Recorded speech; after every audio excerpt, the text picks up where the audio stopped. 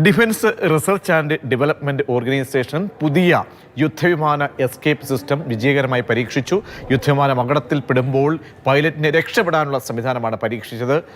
അർജുൻ പീതാംബരൻ ചെയ്യുന്നുണ്ട്. അർജുൻ, നമുക്കറിയാം ഏറ്റവും ഒടുവിലായി നമ്മുടെ മുന്നിലുള്ള ഒരു ദുരന്തമുണ്ട്. ആ ദുരന്തത്തിലടക്കം ദുബൈ നമ്മുടെ ഷോയായിട്ട് ബന്ധപ്പെട്ടടക്കം ഉള്ള ഒരു ഘട്ടത്തിലാണ് ഇങ്ങനെ ഒരു പരീക്ഷണം വിജയഘട്ടത്തിലേക്ക് എത്തുന്നത്. അതിൻ്റെ ഡിഫൻസ് സിസ്റ്റത്തിൻ്റെ പ്രത്യേകതകൾ എന്തൊക്കെയാണ്?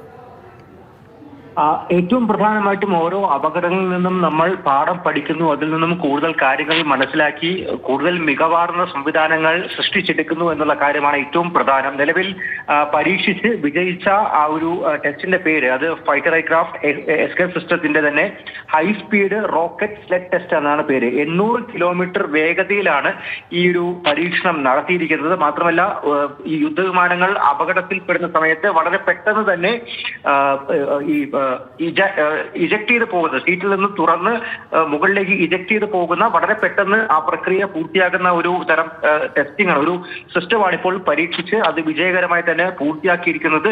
DRDO മറ്റ് 2 വിഭാഗങ്ങളുടെയും കൂടി സഹായത്തോടു കൂടിയാണ്. ഏറ്റവും പ്രധാനമായിട്ടും എയറോനോട്ടിക്കൽ ഡെവലപ്മെന്റ് ഏജൻസിയുടെയും അതുപോലെ ഹിന്ദുസ്ഥാൻ എയറോനോട്ടിക്സ് ലിമിറ്റഡ് HALയുടെയും സഹകരണത്തോടു കൂടിയാണ് ഇപ്പോൾ ഈ പരീക്ഷണം അത് നടത്തി വിജയിപ്പിച്ചിരിക്കുന്നത്. ഒപ്പം തന്നെ ചണ്ഡീഗഡിലെ ബലിസ്റ്റിക് റിസർച്ച് ലബോറട്ടറിയിൽ വെച്ചായിരുന്നു ഈ പരീക്ഷണം നടത്തിയത് എന്നുള്ള കാര്യം കൂടിയാണ് DRDO ഇപ്പോൾ വ്യക്തമാക്കിയിരിക്കുന്നത്.